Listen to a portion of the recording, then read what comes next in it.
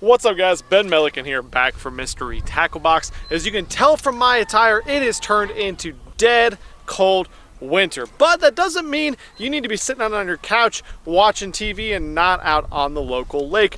You can still catch a ton of fish right now. So in today's video, I'm gonna give you 3 different bait systems you can use at all 3 different levels of the water column to help you catch some more fish this winter.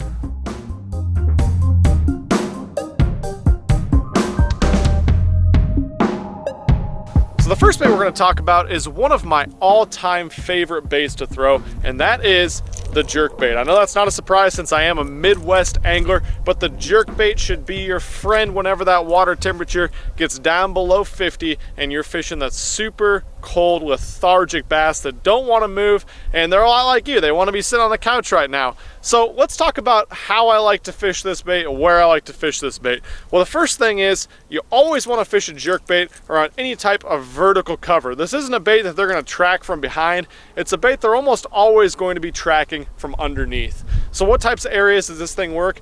Any type of steeper bank areas, whether you're in the Ozark areas or any type of highland reservoirs where you have channel swings, bluffs, bluff ends, stuff like that, it's an awesome place to throw it. But even if you don't have that awesome rock cover and you just have man-made jetties, bridge pilings, dock tie-offs for barges, stuff like that, those are all awesome places to throw a jerkbait. And another great place to throw a jerkbait is a man-made brush pile, or any type of brush pile or standing timber in your area. Anywhere a bass can look up an ambush is a perfect spot to let this bait sit in front of those fish's faces. So the rod, reel, and line combination I like for fishing a jerkbait is a 7-foot medium action, medium power graphite crankbait rod. I know that seems super specific, but I love having the sensitivity of graphite, yet having that nice parabolic bend and give in it for when that fish eats this treble hook bait. As far as line goes, 10 or 12 pound fluorocarbon is what I'm using 100% of the time. If I'm fishing for giant fish or there's a lot of big nasty cover in the area, I'll bump it up to 12, but 10 is usually the way I go. And as far as a reel goes, a 6:3 to 1 gear ratio is perfect for me. It allows me not to work my bait way too fast with like a burner reel or something like that, but at the end of a long cast, if a fish hits this bait, I'll be able to take up that line and get a good hook in them. So I feel like that jerkbait's effective in depths up to 6, 7, 8, even 10 feet at times. But when I'm seeing a bunch of fish stacked up below that, suspended over those super deep depths, I'm switching over to a completely different type of rigging system, and that is the underspin. This bait right here is in Mystery Tackle Box. It's the Randy's Swimming Runner, and all it is a 1/4 ounce underspin with a nice little swim bait body underneath it. Let's get into how I like to fish this bait, where I like to fish this bait, and the different rod and reel combinations I like for it. To me, this underspin is most effective whenever you're seeing a lot of suspended bass, especially in lakes that have a lot of shad in them. Shad like to ball up and school up over depths of 50, 60 feet a lot of times, but oftentimes they're only 15 or 20 feet down there. This is the absolute perfect bait to throw in that situation. There's 2 different types of cover I look for when I'm throwing this. One of them is a bluff type cover, so something super steep and vertical that those shad and bass can suspend right off the edge and move up and down all day.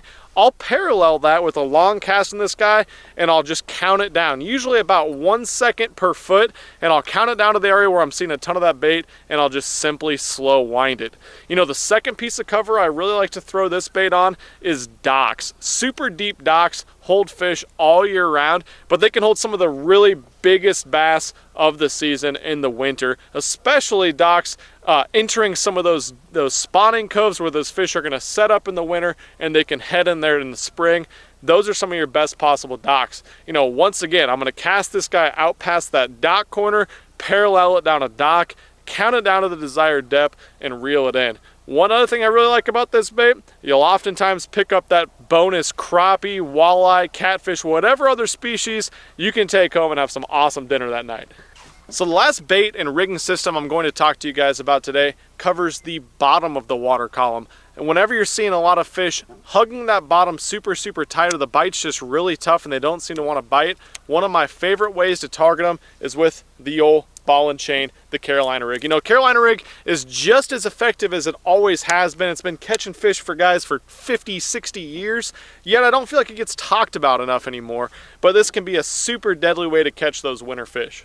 So Mystery Tackle Box actually included an entire rigging set in the Mystery Tackle Box called the Carl's Stash. This is available exclusively at mysterytacklebox.com. It comes with everything you need to tie up a Carolina rig, as well as this Stickies 3/0 hook, and this is a Ketchco Gator Hog I put on the back of it. You know, a little creature bait is by far my favorite bait to throw on a Carolina rig. You can throw any type of bait you can even imagine on the back of it, but by far my favorite is a little creature bait because it has a nice natural action, but it does have a little bit of flap down there to give it some action. So the thing you have to remember about a Carolina rig, this is a slow moving bait. You have to be extremely slow and methodical, so you want to make the most of that cast and put it somewhere you have a lot of confidence in. My favorite place to throw a Carolina rig is any type of deep hard cover. So if you have a long point or a rock transition, anything that comes out into the body of water, you're just gonna have to visualize looking at the bank where that comes out, or from your experience on the water and your GPS coordinates and everything like that. If you have a rock pile or a roadbed marked, this guy is absolutely going to be a great bait all year round. So the way I like to work this bait, you can't work it slow enough. Make a long cast over that piece of cover, let it get to the bottom, slow sidewards drags.